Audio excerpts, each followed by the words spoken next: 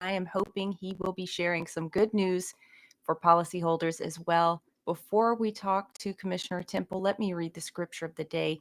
It's Ecclesiastes chapter 3, verses 12 through 14.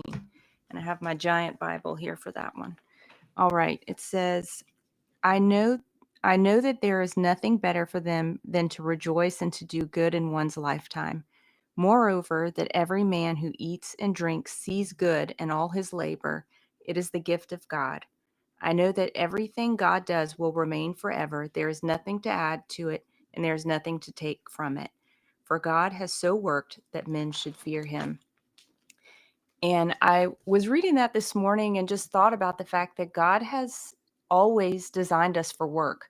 He's assigned work for us from the beginning. In Genesis, Adam and Eve were instructed to cultivate the Garden of Eden. And the theme of work being the physical activity associated with the purposes of God for our lives is seen throughout the Bible. Ephesians 2:10, which is famously quoted, let me turn that off. Sorry, guys. Tells us that we are God's workmanship, created in Christ Jesus to do good works which God prepared for us in advance as our way of life. So, work is the way of our life. And in today's passage in Ecclesiastes 3, King Solomon is saying that we should find happiness and satisfaction in our work because it's a gift from God. So, let me challenge us all today. Are we finding happiness and satisfaction in the work that the Lord has given us? If we're not, let me just encourage you, ask Him to renew your energy and passion for it. And if it becomes clear that grace has lifted on the work that you're doing, then ask Him to show you where He's calling you to next, because you are meant to find satisfaction and happiness in the work that He's put in your hands. Yeah. And there's a difference, Danielle, as I'm sure Commissioner Temple knows and many others, between enjoying and loving what we do and recognizing that some days are, in fact, better than others. And in those moments, we have to maintain that reverential fear of God and that faith in Him and that trust in Him. But such a great point to ask ourselves, are we enjoying what we're doing? Are we advancing the kingdom of God? Are we in the place where He put us? To be. And if we are, well, we're very blessed. And if we're not, then we need to discern where God wants us to be, so we can advance His kingdom in the way that He wants us to. Um, Speaking of someone who knows how to work hard, Commissioner Tim Temple, since he was elected not too long ago, has been working really hard and really diligently to try to get this huge barrier off the backs of Louisiana citizens with this insurance crisis. I can't tell you everybody that I speak to, it's either number one or number two on the list of their priorities and the things that they are struggling with. The insurance rates in Louisiana across the board. Commissioner Temple has a big job and is up to the challenge, as he has demonstrated by some of the good things he's done in the past, but from some of the things that are being proposed now. Moving forward. Commissioner Temple, for the second time, sir, thank you so much for joining us today on the State of Freedom for a little while. Thank you. And Chris and Danielle, please, you can call me Tim.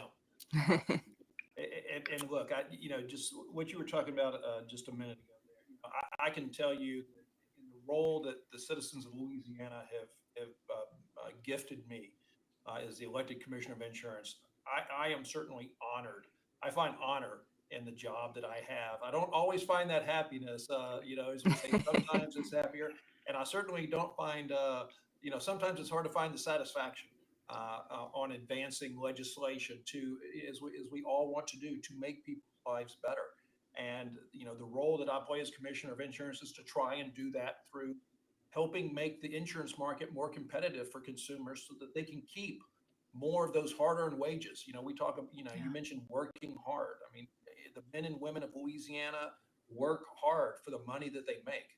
And I think if as we've said on this program, and certainly I've said over the last year, there are reports that show in Louisiana we are the least affordable state for insurance. Not only are we the most expensive, but we're the least affordable, which means in Louisiana, a larger percentage of our wages earned go towards insurance payments than they do in other states. We are the most least affordable, if that makes sense.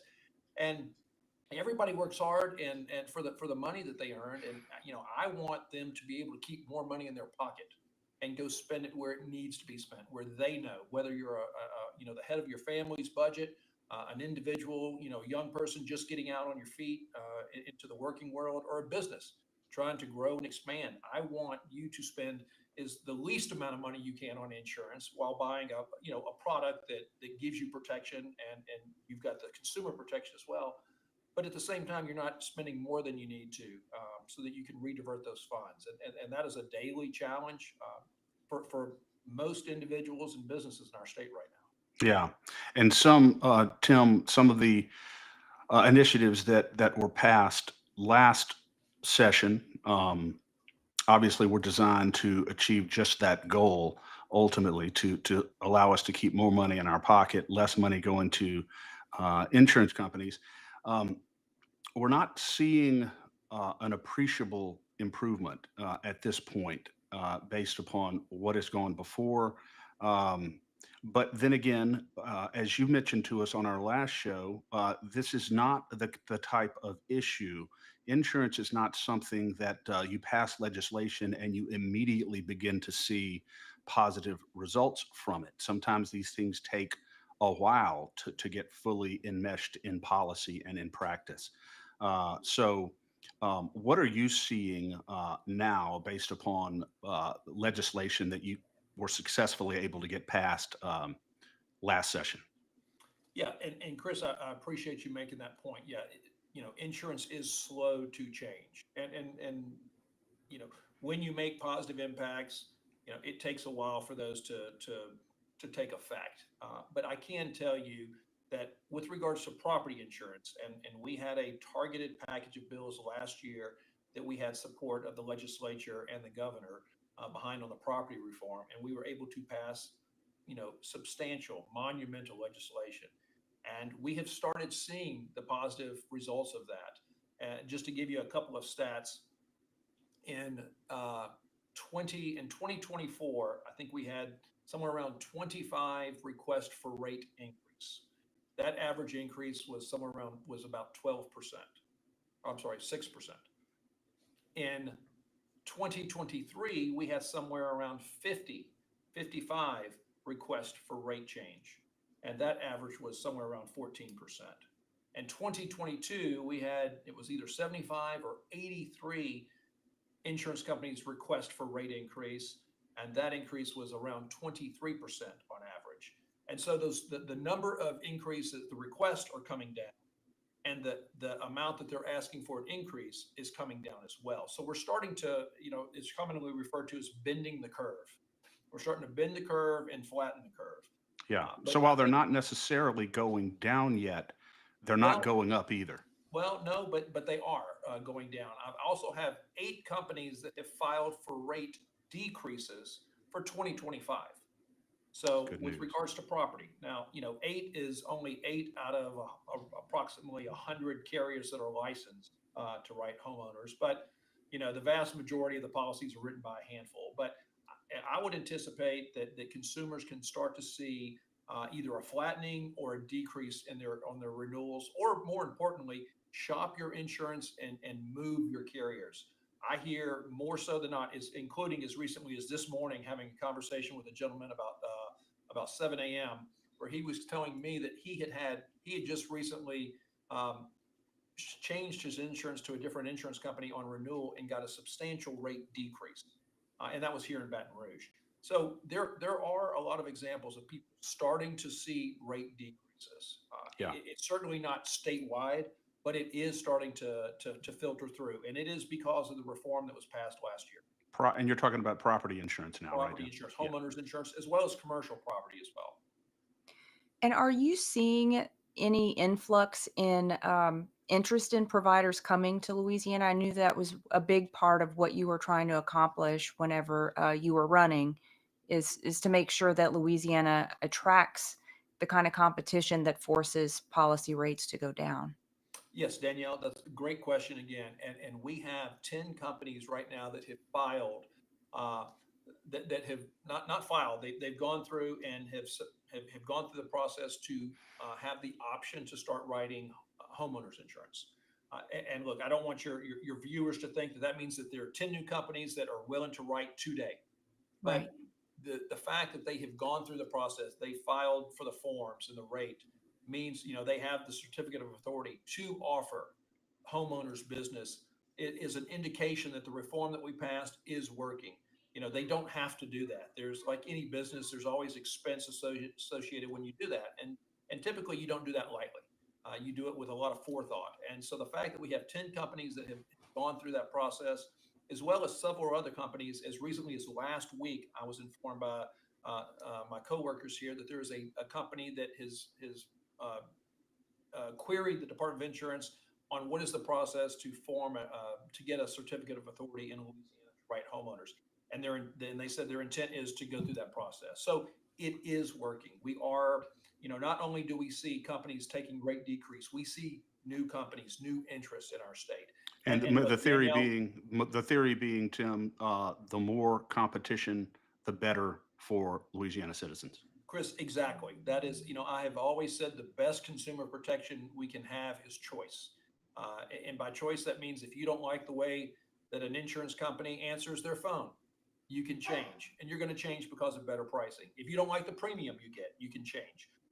That's the freedom that competition brings, and security, quite frankly, that competition brings. And we didn't have that in Louisiana, certainly not after the 12 companies went insolvent, after Laura, Delta, Zeta, and Ida. 24 to 30 companies effectively stopped writing or left the state.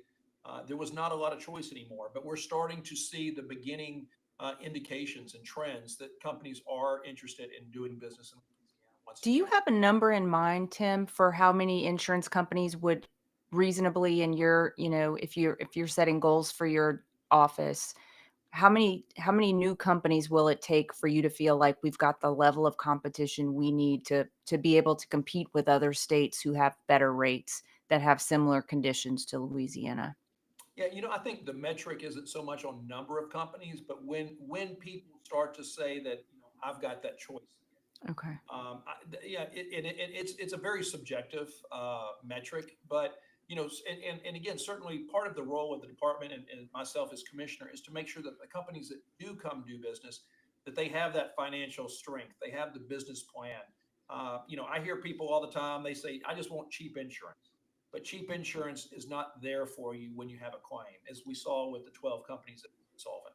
Yeah. So, I want to encourage and promote companies to do business, but it also has to be at a level that's rate adequate, meaning those companies are solvent when we do have a hurricane. Yeah. But we can get there.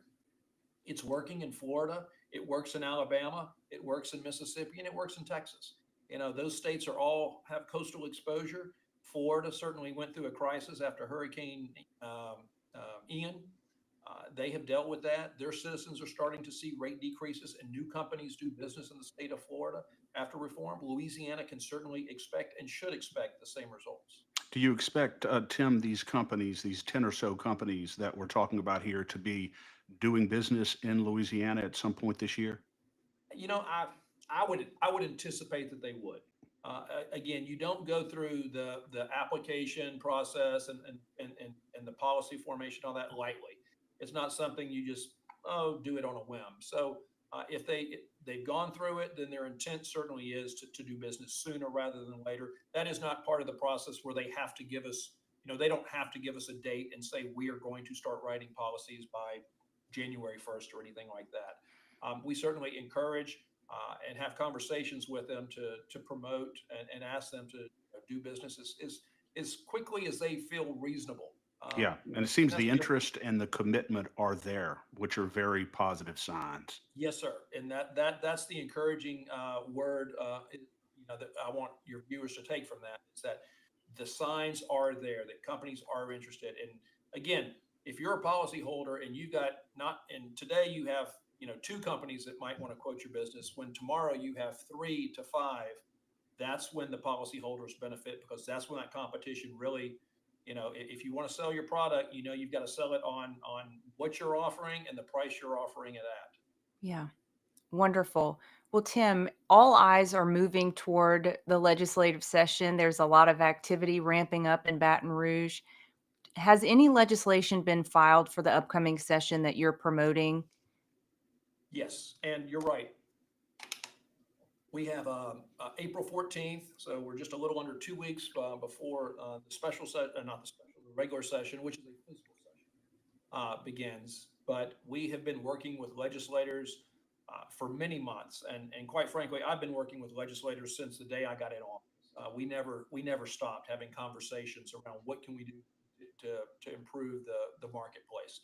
But we have a package of bills that is focused, Danielle, on addressing some of the what's referred to as cost drivers. And by that, what I mean is when a claim occurs in Louisiana and a payment is made, the claim in Louisiana with regards to auto is higher than our neighboring states. It's higher than other states because we pay the highest premiums in the country. And so we've got legislation that's focused on addressing and bringing those cost drivers down. Tomorrow is the deadline at 5 p.m. I believe it's 5 p.m.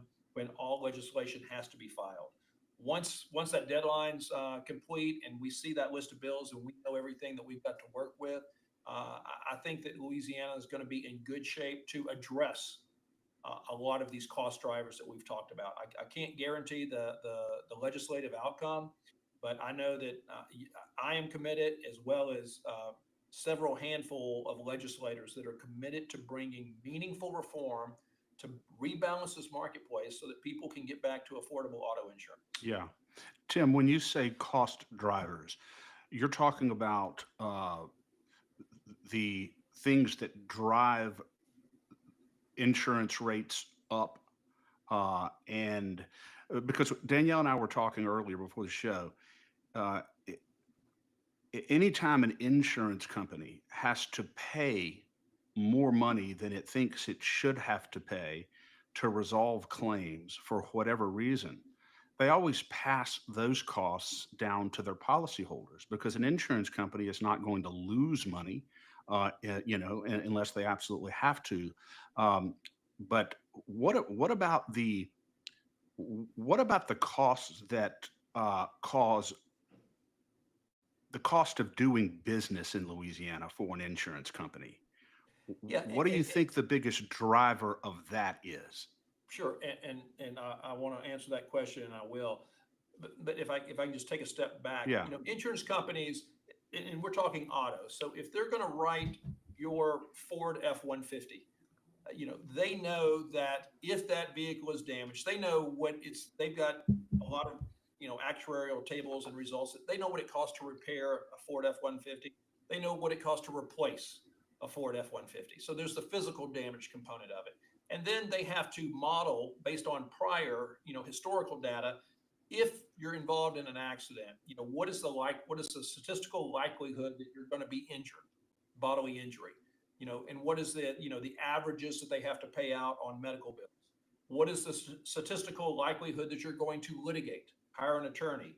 And what do they, based on historical, what do they pay out on that? And then they set a premium based on that and a lot of other factors. The age of your vehicle, the age of you, whether you're male, female. I mean, there's a lot of data that goes in, underwriting points. And then they set a premium where they think that they can charge enough to make money to pay future claims. And when they miss that mark, when they pay more than, then they have to charge more the next year when they write that vehicle. And so in Louisiana, we look at what those cost drivers are. When a claim occurs in Louisiana, why is it higher? And the two key data points there are we have above the national average, over twice the national average of filing bodily injury claims. So when we get in a wreck in Louisiana, we're twice the national average to say that we've been injured, that we've hurt our neck or our back or our head or our leg. And then we're 2.5 times the national average to litigate, to hire an attorney and sue. And anytime that you add medical cost and legal cost to a claim, it adds up. It makes it more expensive. And the legislature had, Chris, let's see, Danielle, I think we had either 5 or 6 months where we had committee hearings. And some of those days we had 4 committee hearings during the same day. So we had multiple committee hearings talking about the cost drivers in Louisiana, why those costs are so high. Never could get a consensus on it, as you can imagine. But we think we know what the cost drivers are and the legislation that needs to be addressed or needs to take place to address those cost drivers. I want that to come down. And if the claim count comes down, or the claim cost comes down, then the premiums will follow and come down. And it's important that your viewers understand that, like you say, it doesn't happen right away. You've got to set the conditions for the cost to come down, and then the premium will follow in that competitive environment.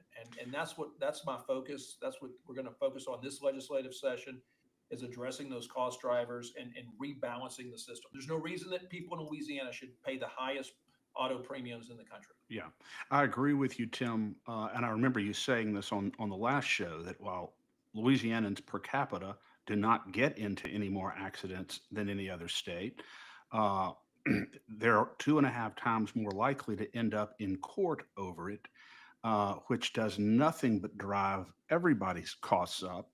And it seems like the only people who really benefit at the end of that situation are the plaintiff's lawyers. And so, but how, Tim, how do we create an atmosphere? Because how do we create an atmosphere where a person can get into an accident and the first thought in their head not be, no matter how minor, no matter how, I'll just give you an example. And this is something that occurred right in my home. My son, my second oldest son, was in a fender bender accident a little over a year ago. There was no noticeable damage. He rear-ended someone at a red light going about a half a mile an hour. There was no noticeable damage to the rear of the other person's vehicle. Nobody was injured. We gave him our insurance information and didn't hear anything from anybody about the case until 2 days before prescription. Right. 2 days before the statute of limitations would have run, allowing him to be sued. And guess what? We were served with a lawsuit alleging bodily injury and property damage and all the rest of it. And our insurance company, because they didn't want to have to go into court and litigate the whole thing and drive costs up even more, they settled the case for the policy limits, despite the fact that there was really nothing to the wreck, either in terms of property damage or bodily injury. That is the kind of situation where nobody's going to be able to tell me that that cost is not going to be passed down to policyholders. Of course it is going to be passed down to policyholders. So what do we do to prevent that scenario from happening? That's the kind of case right there, Tim, where that should have been worked out between the other party and our insurance company without ever even involving a lawyer. But yet it is, and it does. So what accounts for that, this extraordinary litigious state that we live in? Well, and Chris, look, I'm sorry that happened to you, because that happens to tens of thousands, if not hundreds of thousands of our citizens every year. That scenario where there was no damage.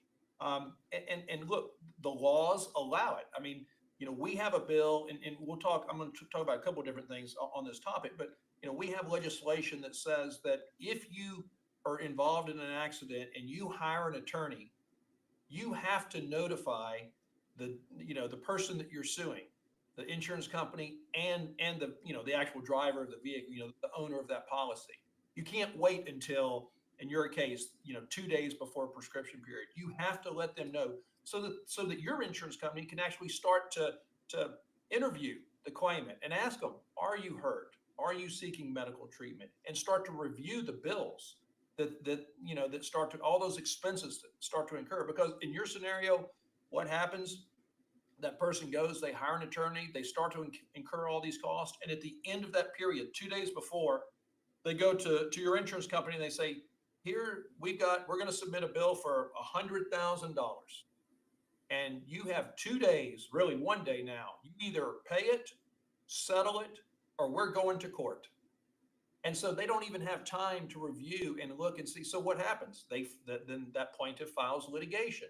And then the insurance company, in the way the laws are set up today, they can't even look at the bills, because we've talked about this before, the difference between the medical bill, what was billed and what was paid.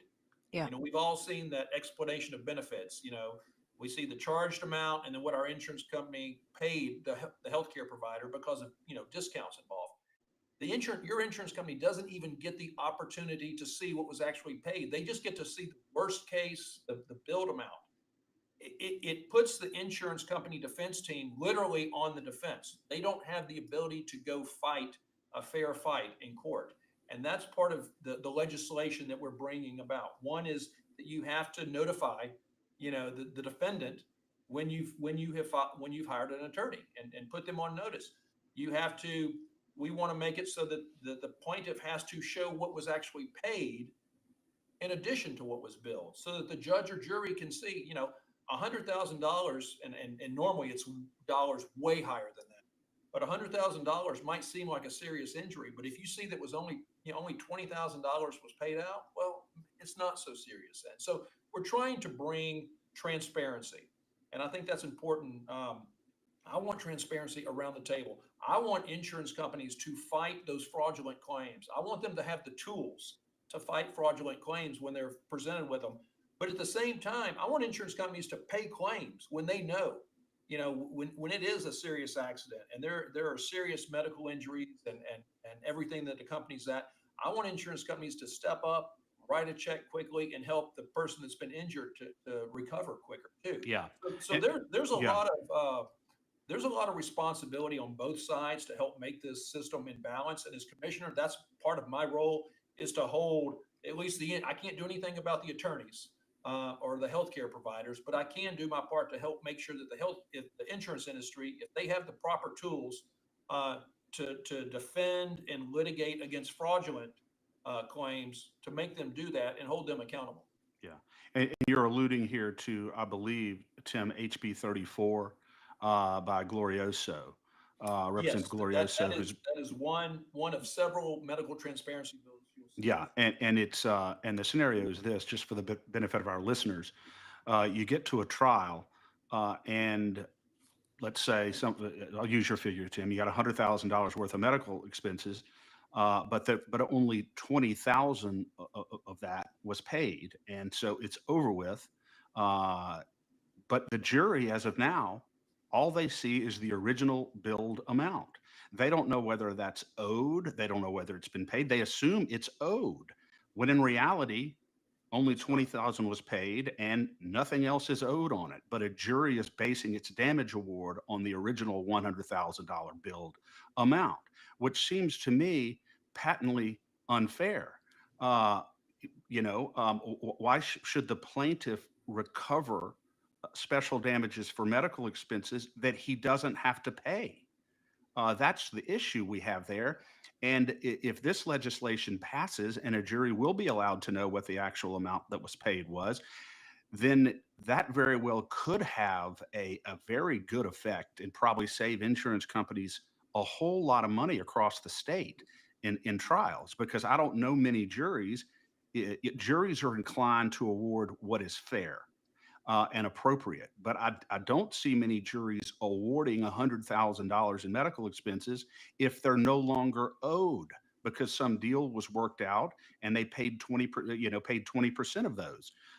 So I think that is important as a matter of transparency, as you said, Tim. Do you think it's got a good chance of getting through the legislature? Look, I think it does, because we were able to pass last year it was called collateral source. This year, referring to it as medical transparency, so that more of the general population in Louisiana can understand what we're talking about. Despite the high number of attorneys we have in the state, most people still aren't attorneys. So collateral source is a legal phrase. But no, I think that we have a very high likelihood of getting a bill out. The question is going to be, is it a bill that does something, or does it get watered down? Yeah. And if I could, the other thing would, and I appreciate your perception and explanation, of that. I think it was done brilliantly. The other thing, and you said when those costs come down, and they're not paying the $100,000 phantom damage, they're actually paying the $20,000 of incurred damages, and that savings, then part of the role of Commissioner of Insurance is make sure when companies are doing their rate filings, we do, to make sure that is going factored into the future years. So as losses come down, insurance companies need to pass that savings on And that is something to the very consumer. clearly that would go into the rate calculus, right, Tim? Yes. And I would also think that this would be a huge deterrent to bring a lawsuit in the first place. People bring a lawsuit because they think they're going to get money out of it. Not, I mean, in this case, in insurance claims, that's absolutely what I think. Right. And look, I don't see very much advertising that says, we're going to recover for you what's fair. No, It's a no. good point. Good. Very, very good point. Tim, are you and the governor aligned on the way forward for insurance reform? Danielle, that's a good question. I wish I could say, and I do in the bottom of my heart, I wish I could say that we are aligned on that, but I have not had an opportunity to have a conversation with the governor about insurance reform in quite a while. And I look forward to the opportunity. I would welcome the opportunity to work with the governor to bring about insurance reform and balance to the system. I say that all the time. I'm not looking to run anybody out of the state. I don't want anybody, no business, to go out of business. But we've got to rebalance this system, and I would welcome the opportunity. I haven't been afforded that option yet. Yeah. Well, Danielle's question jogged me on this. You talked about the collateral source rule, which again, for the benefit of our listeners, it's the rule that says a victim in a car wreck does not get to benefit from any money that was paid to the plaintiff, to the person bringing the lawsuit, from some independent source. So again, we're getting back to what is actually owed by the plaintiff and what perhaps was originally billed, which can be a difference in hundreds and hundreds of thousands of dollars that a jury's sitting there thinking they need to award to a plaintiff to make him whole, when in reality they don't. But that's collateral source, and you did pass that last year, and it was vetoed by the governor. And so, there is at least some question, Tim, whether or not y'all are completely aligned on this, and whether or not his vision is the same as yours. I certainly hope that good things can happen, but if the governor is vetoing critical bills like that, it's not a good indication. Yeah. Yeah, and look, I think we both want the same outcome. People keeping more money in their pocket. I think we just have different views of how to get there. But I am willing. I'm willing to work and be as open and transparent and collaborative as I need to be to bring about the reform. Yeah. Like I said, I'd welcome that opportunity. Well, I'd I'm love going to to ask. see. I'm going to ask before Danielle. Go ahead, Danielle. I was just going to say that I would love to see these trial attorneys turn from their auto cases to real crime. We had that criminal session. we have an increased presence of law enforcement, supposedly, an emphasis on rule of law. Why don't we focus on the criminals? I would. You're not asking a question, but I'm going to hazard an answer anyway. I think it's not as lucrative. Well, you're right. Fair enough. Tim, if you could snap your fingers right now, two things that you could snap your fingers and would be reality in the state of Louisiana with respect to insurance, what would they be?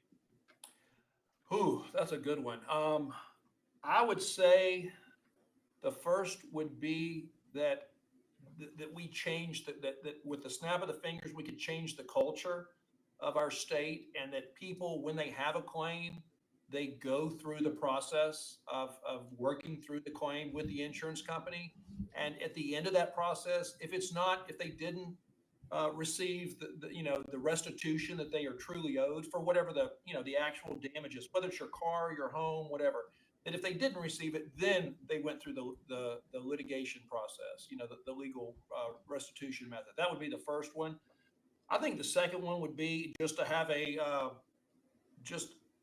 for the citizens of Louisiana to have a better understanding of how insurance works and what its intent is.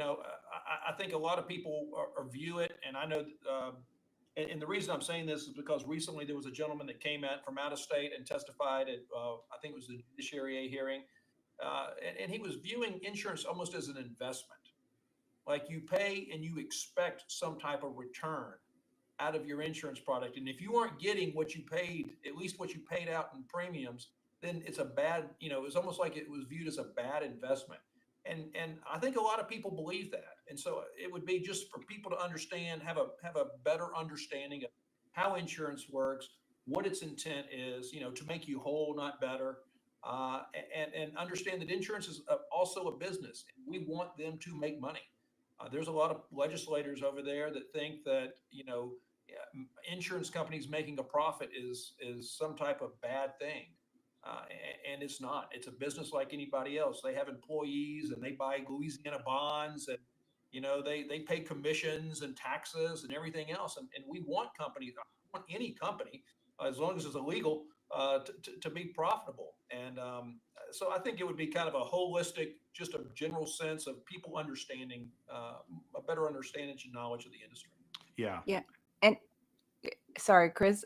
Tim, when you came on last time, you mentioned this culture problem in Louisiana where people will want to call the trial attorney before they even call their insurance agent.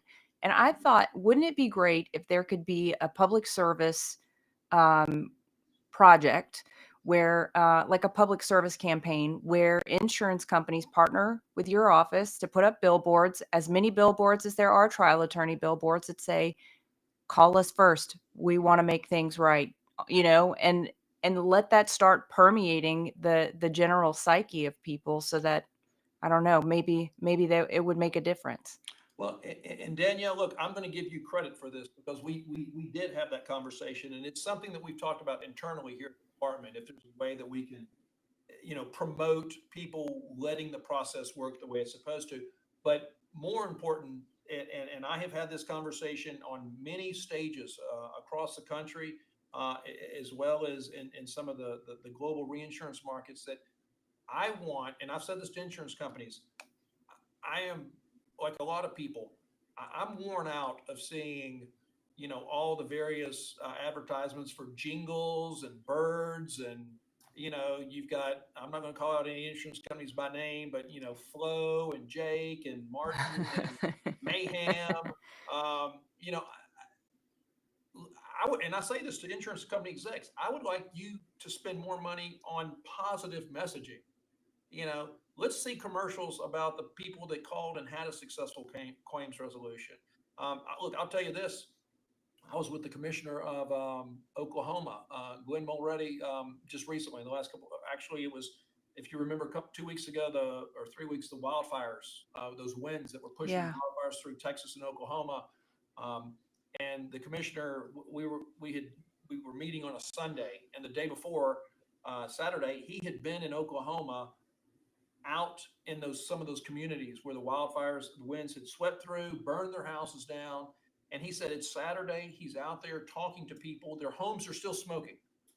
And the insurance company was out there handing out checks for additional living expense. The people had not even filed a claim, but the insurance company knew that they had that home insured. They knew it had burned down, Yeah. and they had people on the ground handing out checks saying, we know you're going to file a claim. We know your house is destroyed. You don't have a place to stay. Here's some money so that you can at least go get a hotel room, buy some food, until we start until the claims process starts working through. Those are great stories. They don't advertise that. Yeah. The California wildfires. I was with the commissioner of California on day 30th of the wildfires. We were at a conference, and he was speaking, and he's telling the room, the audience, he said, I just got, confirmation. The insurance industry has paid out $7 billion paid Whoa. on fire claims to Californians. And this is day 30th of the wildfire. That is a tremendous response. I don't think the federal government is efficient and effective as they are at printing money and handing it out. It seems like hand over fist. I don't think the federal government could do as good a job as the private insurance industry did. And, knowing that they had claims, I want to hear more stories like that. But I also want insurance companies to respond that way in Louisiana. Yeah. When we have hurricanes. they did it after Hurricane Katrina and Rita back in 2005 and six. I haven't really heard stories since then. I want companies, and I encourage and promote companies to come in, and that's why I want to reduce the regulatory burden and the legal burden so that they can do that, so Yeah. that they can hand you a check, and then you don't turn around and say it was bad faith because you only gave me $10,000, not $100,000 for my house on day one. We need to make sure that we create an environment that fosters that type of commitment from insurance companies to help people get on their feet as quickly as possible and not get penalized on the backside for doing it. Yeah. And that would certainly, stories like that certainly would help to facilitate greater trust, I think, in insurance companies on the part of Louisiana citizens, because Yes. they have been so indoctrinated, rightly or wrongly, to immediately and reflexively say, I've been in a wreck. I can't trust the insurance company, so I've got to go see the lawyer. I can't deal directly with the insurance company because they're going to screw me. That is the way many Louisianans who have claims view insurance companies in the state of Louisiana. And again, well, to the extent to which it is a right perception or a wrong perception, um, it's got to change in order to avoid having these cases go immediately to a lawyer and then into litigation. Yeah, look, I mean, it's a 30-year. I don't even know. I would be scared to even try and do the math on how much advertising dollars have been spent over that 30-year span to brainwash us into believing that that's the way you get fair and just compensation is by hiring an attorney. I mean, it's like I said, I don't even. I'm going to try not to even think about it because it's a staggering amount of money. It is. Well, just to switch gears a little bit, you mentioned the new administration. How has your engagement been with FEMA under the Trump administration? And are we going to see any rectification of their drawing of the atrocious flood maps? Yeah, we haven't had a lot of interaction with FEMA with the new administration. I can tell you that in November, we had a meeting, the NAIC, the National Association of Insurance Commissioners. In FEMA, I think we're in FEMA region, FEMA District 6, which is headquartered out of Dallas. And I had reached out to actually, I was in Lake Charles and ran into the director of Region 6. And we started talking, and I asked him if he would be interested in having a meeting with all of the fellow insurance commissioners from the states that comprise his district. And he said, that's a wonderful idea. He said, I've never done that before. Had I ever, all commissioners. So we got together at a meeting in November, and we sat around a table and we had some really good conversations. And I mean, commissioners saying, I'm, fortunately or unfortunately, I haven't had an opportunity to interact with, with Tony. And so it was a really good way to start to have, create a relationship with an agency that is important in Louisiana. We do get, I think you could argue, more than our fair share of natural disasters here. So FEMA certainly plays a role. Whether it's as effective and efficient as it could be, I'll let other people argue that. But I have asked. There is, you may be aware that there's a FEMA, what is it called? FEMA Review Council. Okay. That the President Trump formed, and to have about 20 people sit around a table and see how can FEMA be reorganized, whether eliminated or not. I don't know what the agenda is. I've put my name in the hat to be considered for a seat on that board because I think Louisiana needs to have a voice. I haven't heard back yet on that, but look, FEMA plays a role. It always will until we find a better system. But until we find that better system, I think Louisiana needs to, be engaged as we can with the FEMA leadership to make sure that when they do come and help and assist Louisiana citizens, that we're making sure dollars are spent wisely, properly, and also timely. I hope you get a seat on that because I would love for Louisiana to have a voice at that table.